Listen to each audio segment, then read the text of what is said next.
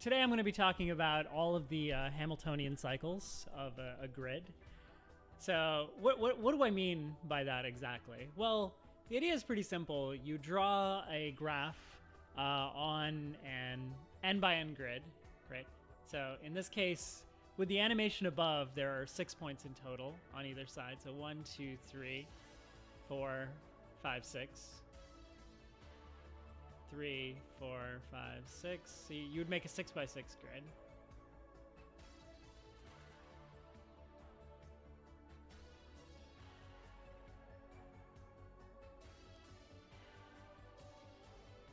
Okay, so a Hamiltonian cycle on this grid would be a cycle that goes through all of the vertices exactly once.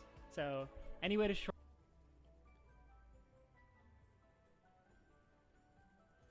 One, two, three, four. I'll only do 5. We need another row at the bottom.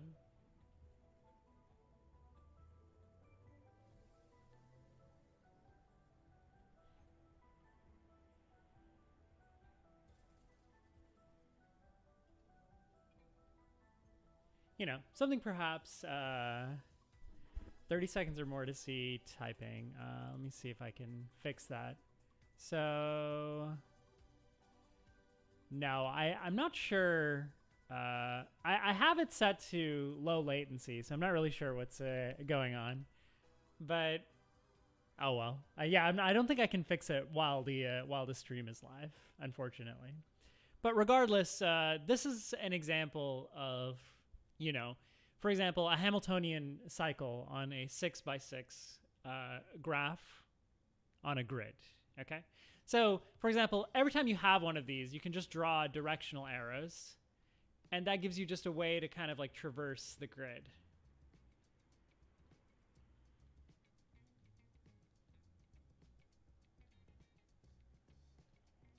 Like so.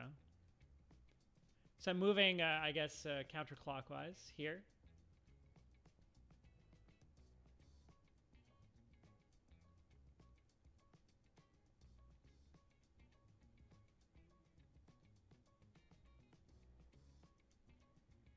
Okay, so every time, you know, you have something like this, you can just, you know, every time you have a Hamiltonian cycle, that is like a cycle or like a path that begins and ends at the same place, that goes through each and every one of the vertices exactly once, you can, you get a transversal, essentially. Like you get a way to visit, you get a way to kind of shuffle the vertices. So every vertex goes to an adjacent vertex, right? And there's kind of no run-ins, right? So for example, you could move every vertex in the direction of an arrow that's drawn, right? And it'll essentially shuffle all the vertices in kind of a natural, reasonable way. And basically, I enumerated all possible ways to do this, which is how the animation above was, in fact, generated. Okay? So, if that makes sense, the next question becomes, how exactly do you enumerate all possible Hamiltonian cycles? Like, how do you get them all, right? How to enumerate all Hamiltonian cycles on a grid graph. So I spent, I'm happy you like it. I spent quite a long time on it. So, you know, how do you enumerate all of the cycles, right? Exactly. How might you do this? Well, there are a lot of different ways to think about it. Well, the first thing to ask is, when does a grid graph even have a Hamiltonian cycle, right? So, for example, you might notice that if it's odd by odd, you are not going to have, so if you have a square graph that's odd by odd, you're not going to have a Hamiltonian cycle. So you can check to see if I'm wrong, but try it out. Try to come up with a Hamiltonian cycle, for example, for a 5 by 5 graph on a grid. And you'll quickly see that doing such a thing is actually impossible. You can't quite do it. This is not very hard to see, by the way. It's a fun exercise. So you know, for example, you can try. I don't know. Like whatever you do, you're gonna run into trouble very quickly. So I don't know, maybe like this. Yeah, it's just not possible. I understand that like my little drawings do not constitute a proof, but it's not a hard thing to prove particularly. That like an odd by odd square, I guess unless it's a 1 by 1, will not have a Hamiltonian cycle. Okay, it's just not possible. So you do need to have, and in general, you can show this is true for any kind of rectangular grid graph. So for example, if it's 5 by 6, for example, it is possible to draw. Yeah, there you go. You can checkerboard the points to prove it's impossible. Like I said, it's not a particularly a challenging problem, but it's still fun. If you for those of you who didn't understand what Ken just said, you can try it out. But for example, if you were to take a rectangular grid, right? And even if one of the dimensions is even, you're safe. So for example, for this 5 by 6 grid, you will find that there is a Hamiltonian cycle here, which means, of course, it's possible to enumerate all the Hamiltonian cycles here. So let me just try and draw a Hamiltonian cycle here. See what happens. Maybe I'll try to draw an interesting one.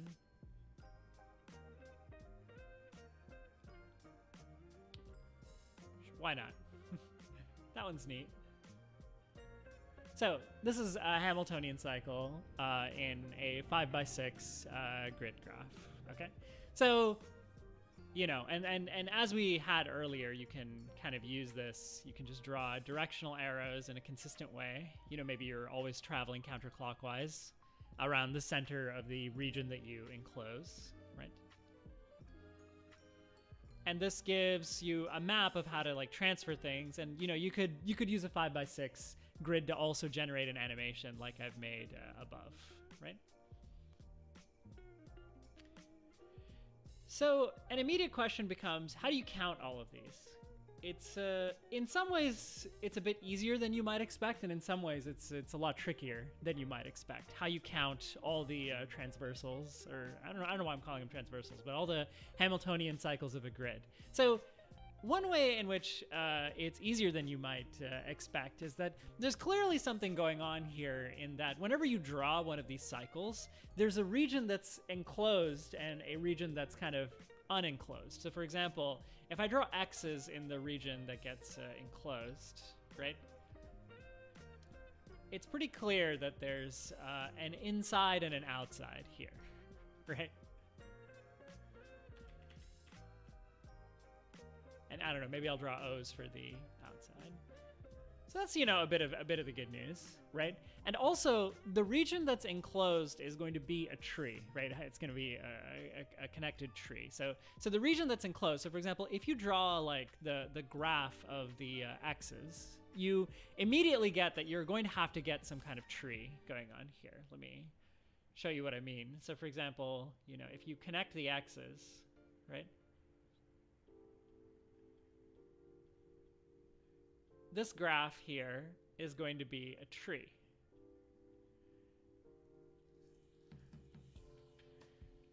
Okay, so it's kind of like you're enumerating certain types of trees on graphs. So for example, if you're interested in 5 by 6, right? It's almost like you're enumerating trees that live inside a 4 by 5 grid graph, right? But unfortunately, not every tree works. Like, for example, you could never use a spanning tree. So, for example, this is also a tree if I were to extend these out, for example. And that's not going to work. So you need your trees to have a certain number of vertices in order for this to make sense. And so this is where things start to get a little bit more complicated, you know? So there's definitely some association with trees of some size inside, like, you know, if this number is n and this number is m, then there's definitely some association with trees inside an n-1 by m-1 subgraph, right? And so this is the problem I spent some time thinking about the other day. I mean, how exactly do you do this? My first approach was to try and figure out the number of vertices that were going to be in this tree. And it does turn out that that number is always going to be the same. But it turns out there's an even better way to think about kind of what's going on here. There's an even better way to classify, which trees are going to work and which trees are not going to work. So you can actually figure it out, and I was able to make it this far on my own. So one thing you start noticing quite quickly is you can examine all kind of 4x4 blocks inside this picture over here. So for example, you can examine like this 4x4 block over here. Or you could examine, for example, this 4x4 block here. And by 4x4 block, I mean block of X's and O's. And if you examine them, you quickly come to realize that some blocks are going to be allowed and some blocks are not going to be allowed if you have a tree that corresponds to a Hamiltonian cycle over here. So for example, this seems to be okay. I see it over and over again. And this also seems to be okay, right? And this also seems to be okay. Also, for example, if something is there, any rotated version of it is okay. So for example, if I were to list these out, clearly this 4x4 block and all of its possible rotations are all good. So you can just imagine cycling this through.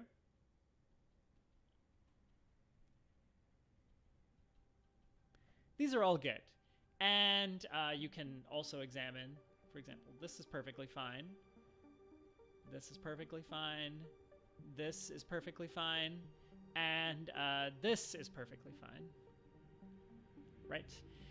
Similarly, you'll notice that this is perfectly fine. This is perfectly fine. This is perfectly fine. And of course, this is perfectly fine. So this is the approach that I took, figuring it out. And everything that's left over, the remaining 4 arrangements are bad. So you really don't want to see this. You can think about what this would mean. So if I see 4 X's, that means the Hamiltonian graph kind of goes around this in like so, which means it would never hit this vertex in the middle. So for that reason, this 4 X's arrangement is bad if I'm trying to enumerate all of my arrangements over here, right? Well, I didn't want to erase that. So another one that would be bad is, for example, 4 O's. Same reason. You would never hit the vertex in the middle. So same kind of energy there. So if you have 4 O's, you would again never hit the vertex in the middle. And so this is also bad, right?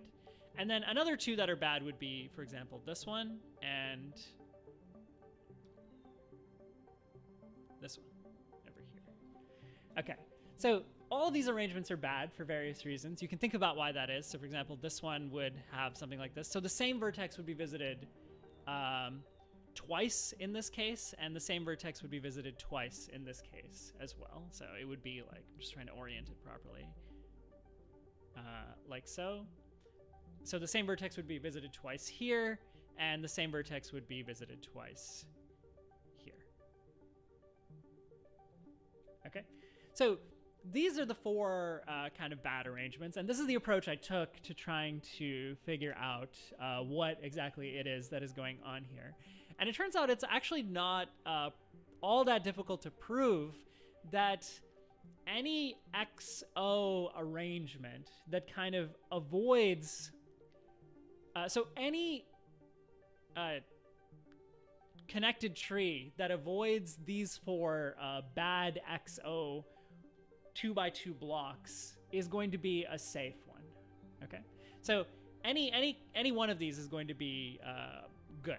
So this takes a little bit of work to prove, but it's again not that challenging if you think about it for a little bit. And in any case, this is the approach that I took. So in order to enumerate all of the Hamiltonian cycles, you basically take the n-1 by m-1 grid, right? and you line it up with X's and O's, and you attempt to avoid these 4 kind of bad arrangements. Make sure you only have these 12 good arrangements in it, right? And if this is the case and it's a connected tree, you will get a Hamiltonian cycle, it turns out. So that's very nice. Actually, this is how far I got, and it turns out this is sufficient to write a nice program that will enumerate all of the Hamiltonian cycles. Now, I should also point out that I also found a paper that takes the exact same approach, and I was influenced by this paper as well, though this paper does a lot more. I'll link it in the description below, but not only do they use the same algorithm to kind of enumerate all of the Hamiltonian cycles that are possible. Also, I should probably hide the video capture. So media source, yeah. So, you know, this paper, if you look at it, they do a lot more than what I just set up over here. So first they prove that you can get all cycles if you look at all connected trees that avoid the 4 bad arrangements that I laid out earlier. But beyond that, they come up with a discrete finite automaton that generates all possible things, and then all possible Hamiltonian cycles. And even beyond that, they come up with a generating function which enumerates all of the functions from the discrete finite automaton. So if you're mathematically a little bit more advanced and you're interested in this topic, I would recommend this paper, and I have linked to it in the description below. But we're not going to get into that. I mean, it is interesting to note that there is a generating function for this, which is really quite powerful. A generating function which enumerates all the different ways to, walk, have a Hamiltonian cycle of a graph, which I think is pretty cool. But at this point, once I had this and once I knew this, I figured it would be fun to do some kind of animation involving this. Are these called surface codes, or is this different? I don't think I've played with surface codes at all, so I'm not quite sure, unfortunately. But maybe. I don't know. I don't know anything about surface codes, unfortunately. So anyways, the rest of my time today I want to spend talking about how I kind of wrote out the code to kind of animate these. So let's shift over to Mathematica, and I'll show you what I mean. So it was actually not that bad to write all this out in Mathematica. Let me just put this in a corner so it's not okay, it looks worse than it is because I've zoomed in. Okay. So you have this, and I do kind of like having the animation up, so I might just move it to, I don't know, over here. Okay, so essentially, the way I implemented this is I wrote a function that would check, if I want to add, let's say I have a bunch of X's and O's, and I encoded this in Mathematica as 0s and 1s, but let's say I have a bunch of 0s and 1s, it would check essentially that when I added the next row, nothing bad got introduced. So for example, you can't do this because this here is introducing something bad. So it was simple enough to write a 1-line algorithm that would check if A and B were, quote, good. That's how I implemented this function, right? So you really don't want the next thing that you add to be that. And so another thing to point out is, I guess I was a little bit sloppy earlier in describing this algorithm. So how do you check if a collection is good? It's not just that you avoid these all of those 4 arrangements. What you actually have to do is, let's say you have an arrangement.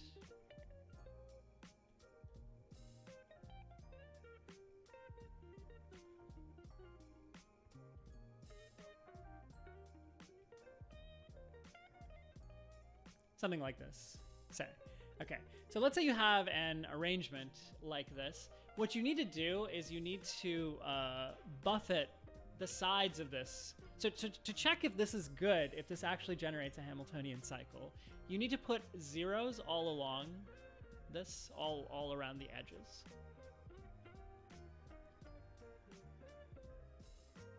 Like so. And then go through every 2x2 submatrix of this and make sure, number one, that there are no bad like 2x2 matrices. And the second thing you need to just make sure is that this graph that you get, like by connecting these,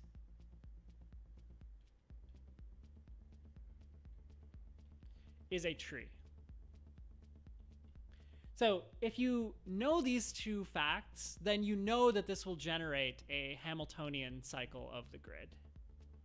Like so.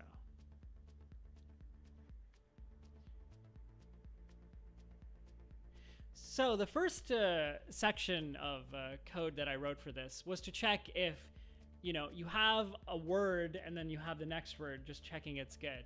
And then I wrote an augmented version of this that appends zeros to the beginning and end of a word. I mean, hopefully it makes sense why I have to do this, because the actual condition is that you need to check it on the padded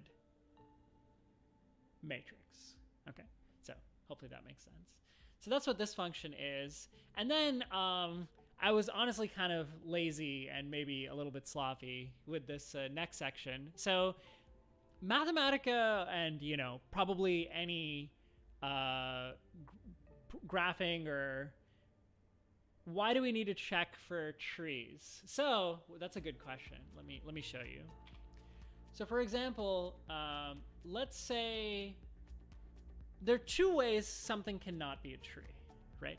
How is something not a tree? Something is not a tree if it's potentially not connected.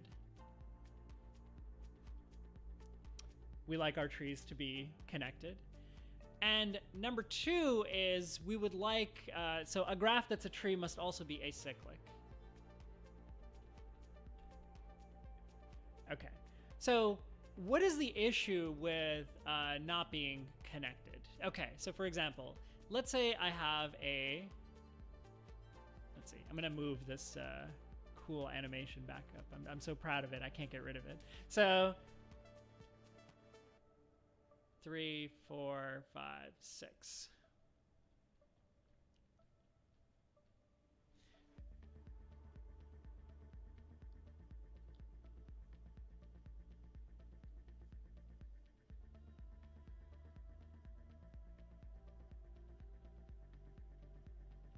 Okay, so for example, let's say you do this. 1, 1, 1. Actually, I'm slipping between ones and x's because I used ones in the code, but let's just do it like before.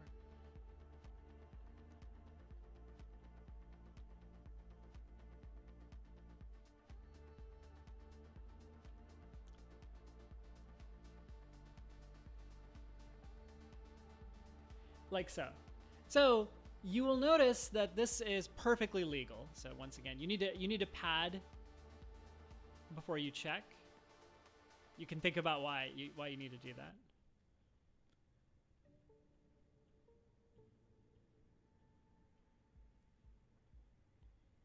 But you can check any 2x2 submatrix of this arrangement is legal, but this will not generate a Hamiltonian cycle.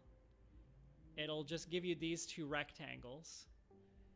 And so all of the vertices that are in the middle, you'll never make contact with. You see that? So hopefully that makes sense. So this is legal from the perspective of needing the all the 2x2 submatrices to work.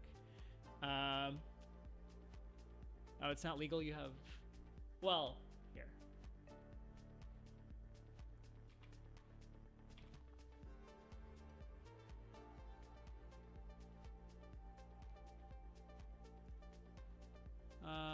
Actually, wait.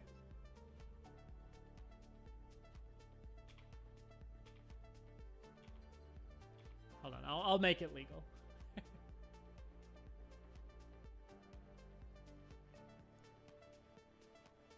Okay, I do believe that it is legal now. But you'll notice that this is no longer a connected path anymore.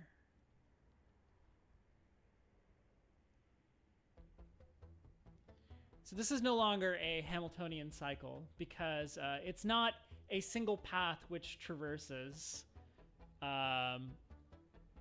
Right? No, I do believe this is legal now, but there's no longer a single path which traverses all of the vertices, right? So, bad news here. Okay, please let me know. Hopefully that makes sense. But also, you know, you could try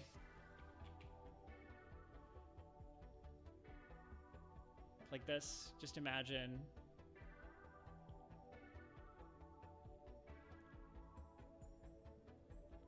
this, I believe, is also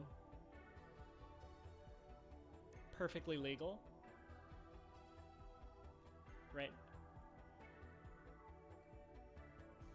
But also, so this one fails not because of disconnected, but this one fails because it's not a tree. So this one is not acyclic, and because of that, you get two distinct paths, right? You won't get a single path over here. So hopefully that makes sense. So we do need, if you would like it to actually go through a single path going through all the vertices and returning back to the original vertex, you really do need it to be a tree. Okay, so that answers your question. So the next bit of code I wrote just converted like any 1-0 arrangement into a graph in kind of the ugliest way possible. And essentially, Mathematica has a function that allows you to check if a graph is a connected tree. So I kind of cheated and did it like that. So there's actually, and the paper highlights that. So there's actually a better way to do this that's more computationally efficient. So my idea was to basically, here's the idea. So this is my toGraph function. Let me enter here and here. So this will convert any XO arrangement into a graph. And then, like I said, Mathematica has an inbuilt functionality to test whether a given graph is a tree or not, okay? All good next, just if I give you, if I say that I built the tree out, or so if I say that I built the graph up to a certain point, right? So just, you know, x's. So let's say, you know, I built everything up to here. It'll just give me all possible next words here, right? All possible arrangements that I could put. I wonder if Python, there's always libraries, you know? I mean, the thing about Python is it's just, so many people use it that I'm sure someone has written a tree checking feature. Here, if you need a tree checking feature, just go to go to your favorite university and then look at their CS 101 problem sets, figure out when they asked them to check something's a tree, and then go to that, find a student, go to their GitHub page, you'll see there's gonna be a tree checking algorithm. Not a very efficient one, but so many people use Python that it's always out there. Like it's never even something you have to worry about. But you know, Mathematica has one, it's inbuilt, but you know, any programming language worth its salt will have, someone will have already worked on this problem before. It's certainly not a very deep problem. So my approach to this, which is not computationally efficient, was to just, you know, start with 0, 0, 0, 0, 0, you know, however many you want, and then build out all possible collections of extension, right? Going out further and further, okay? And then, you know, by the end, you have this huge collection of objects, right? And then I just asked Mathematica to get rid of the ones that were not connected trees. So this approach was good because, of course, I was only interested in 6x6. It grows exponentially anyway. Like if you even wanted to do 8x8, I think you're already in the millions of Hamiltonian cycles. So, you don't have to worry about it too much. So 6x6 was the only number that gave me enough Hamiltonian cycles that I could make one tiny little animation, and it's good. Life is good. I can kind of move on. I can kind of move on with my existence. Okay. Okay, I hope my approach is clear. So I just started with what I know I have to start with, which is O, and then you build up all possible collections, only allowing kind of good things to happen, just avoiding all the illegal combinations, and at the end you prune all the ones that are not connected trees. Truly a computationally awful approach. There is something you can do to make it computationally nicer. This was not worth it for me because I'm only dealing with small numbers, but let's say you're dealing with huge numbers and you want to do something. Here's something you can do. At every stage, okay? At every stage, so let's say you start with this one, 0, 0, 0, 0, 0, okay? Let's say the next legal thing that you add is O, X. Let's say you add this. O, X, O. Should we make it a little bit bigger?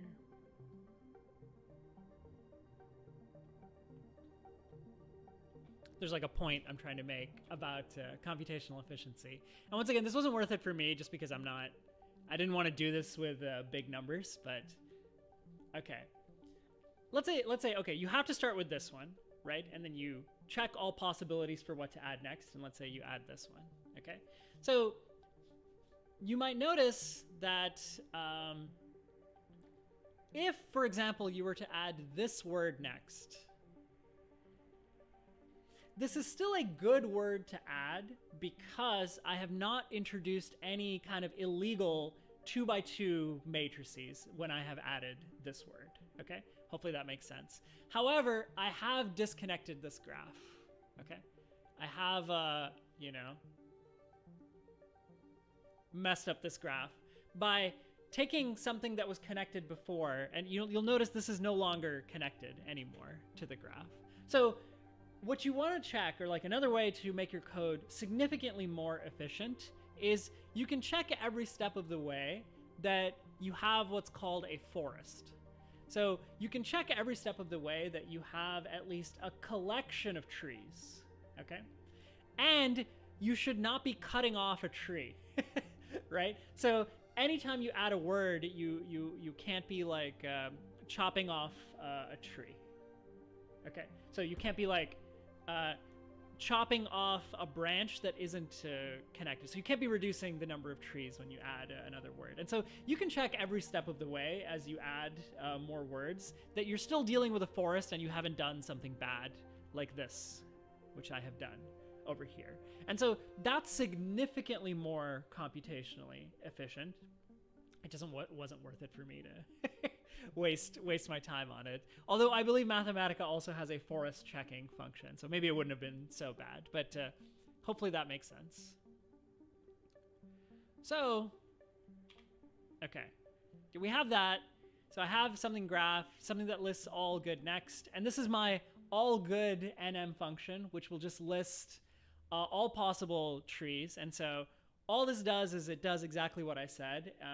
I just give it the dimensions. It starts with 0, 0, 0, 0. The x's need to be connectable, if not already connected. Absolutely can. Absolutely. That's exactly right. So that would be like a more, a less stupid way to handle this. I don't know. I was doing this last night, so I don't have time. But if for whatever reason in your life you would like to do this in a more efficient way, please do so. And so this piece of code, all good NM, just lists all good word sequences here. And so all I did was I added words until I hit the dimension, then I pruned all the ones that were not a tree. So here I use this function treeGraphQ which is it just says true or false based on whether something is a tree graph. Okay, so that's it really. So those few lines of code. I mean, the nice thing is that's not a lot of code. That's just like I don't know, like maybe 24 lines of code to get all possible Hamiltonian cycles in a grid graph. I mean, that's pretty good. And assuming you have a library that checks if something's a tree. If not, you'd have to write it yourself. But it's not so bad. It's not so bad. Okay. Now let's get into the question of animating these. So I'm kind of curious if anyone has any ideas about how one might do that. Like how one might actually animate this walking, right? So this is an interesting, kind of like a fun problem in and of itself, okay? So every legal graph, or good graph, as I called them, right? So for example, here, let me use a smaller grid.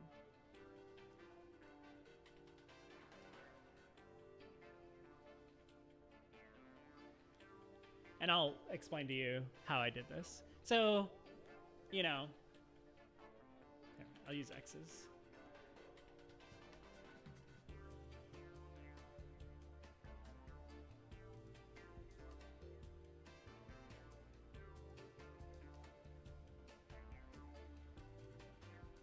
Okay, this is a perfectly good graph. We're dealing with a connected tree over here, and it induces a Hamiltonian cycle, which is exactly what we want here.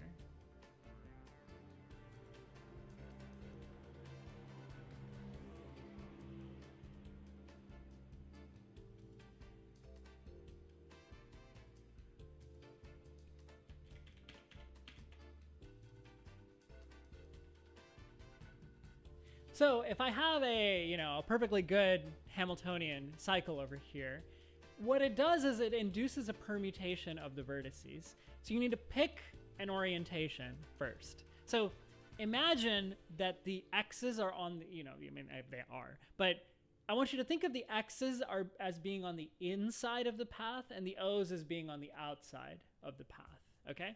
But now if you're traversing the path, imagine you're walking along the path, right? Imagine you're walking along the path and try to keep the x's on your right as you walk along the path, okay? So it's like a two-dimensional version of the right-hand rule. By the way, this is how you orient curves when you do like Stokes' theorem too. But in any case, imagine you're walking along the path, simply enough, and then you try to keep the x's on your right, okay? Simple enough. This induces a direction of walking, right?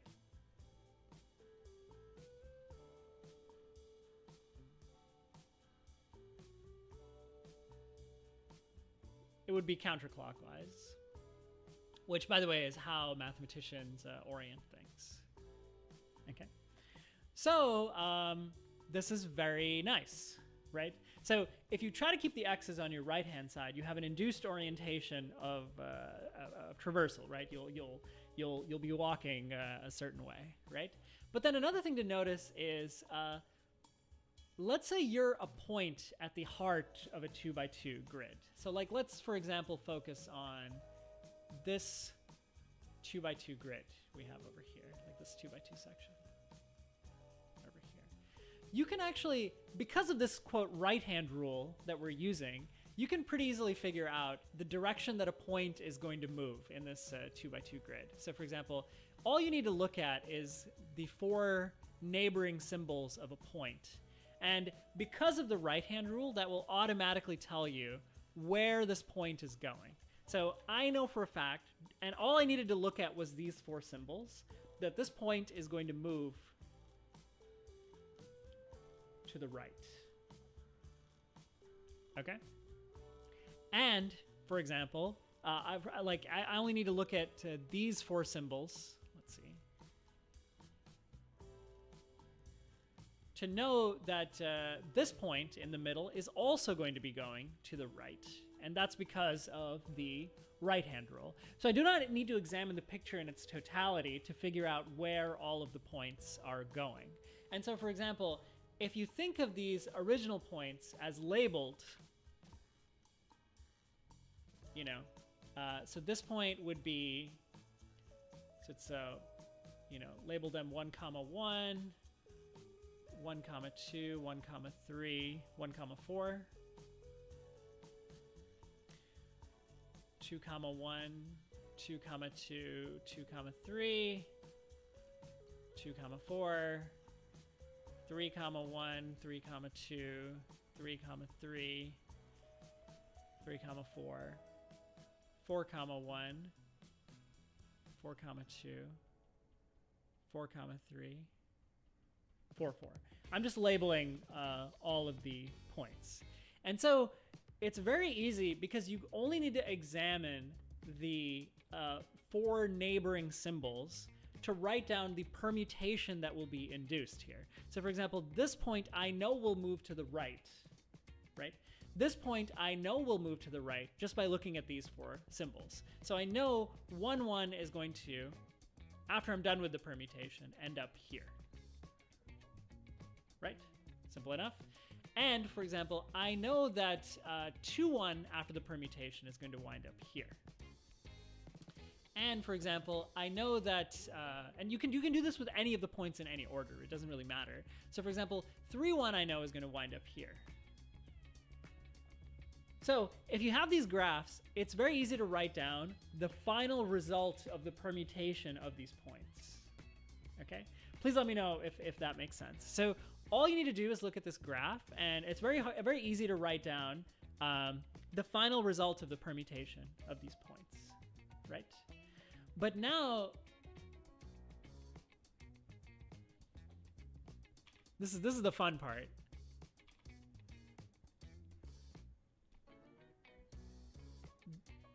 Let's say you have a bunch of rectangles that are centered at these positions, and then it's very easy to look at the graph and get their final positions after you move them around. So now all you need to do is just simultaneously move all the centers of the rectangles by multiplying this matrix by a 1 minus t, and multiplying this matrix by t, and adding them. And so, and of course, when t is 0, all the centers are here. So you write a loop command in whatever programming language you're using, right? And you say, okay, center for me rectangles whose centers are in this array, okay? And by this array, I mean this whole array, okay? So loop through this array and draw me a rectangle whose center is at every point in this, I guess in this case, I don't know, 4 by 4 array, okay? So, and then, you know, you just let t slowly move from 0 to 1, and then when you're done, all the centers will have shifted to the other collection of centers. And of course, that's exactly what I did. So, this is my permutation generating code. So this looks at the 4 neighboring symbols and gives you the final permutation over here. So hold on, let me get it to generate all of the 5 by 5 cycles. Also, another thing I did that I was extremely sloppy about is I removed all of the cycles that were the same after symmetry. So I'm gonna do it, but I'll talk about it in a bit. Okay, so let's see here. Okay, I don't have it, but here. So I would have to do manipulate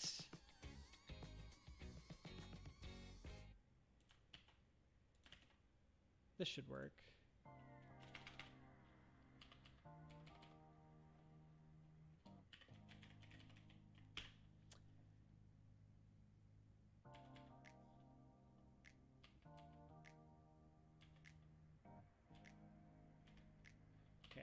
My parentheses are mismatched. I'm just trying to do it quickly. So manipulate the graphic, and the graphic is a bunch of rectangles with centers at this list, which ends here. That'll end the flatten. No, wait. This ends the flatten. Okay, I just don't want this. And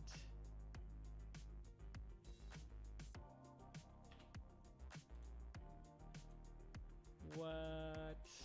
Sorry, it's just a parentheses mismatch situation. I was trying to be cheeky, but let's see here.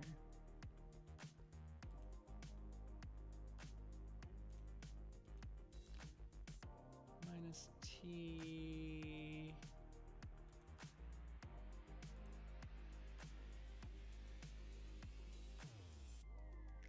Wait, where does this end? This ends the flatten. Oh, I need to end the graphic.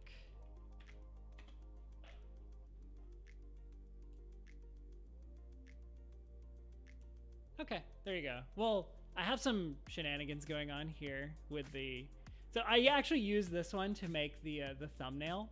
So that's why these rectangles are kind of shrinking and growing as you do the permutation. But I can get rid of the shrinking and growing pretty easily by just eliminating this T.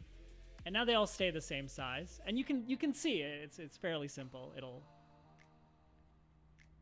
For an arbitrary permutation, it just very quickly cycles between. And then the other thing I did is I rotated all the rectangles. So, and I believe their size divided by, I think it was root 2. Okay, yeah, that's exactly it. So this is exactly what I did. And you can see it kind of smoothly goes between one permutation and the next. And you just like enumerate this over all possible permutations. And, you know, that's, and that's it, really. That's how I did that. So yeah, I need to list this over all possible permutations. You can make the background and the foreground any color. So if you make it green, you can put it in, you know, your favorite video editing software, and you know, it'll be like little windows you can peek through, or you can draw something through. You can do whatever you like. Okay, so that was my little talk on the Hamiltonian cycles of the grid. I hope you guys enjoyed it. Those of you who showed up, I really appreciate it. And I think that's all I have to say. So if any of you have any additional questions, please let me know. And if not, I suppose I will see you next time. All right, then. I'm going to head out now. So.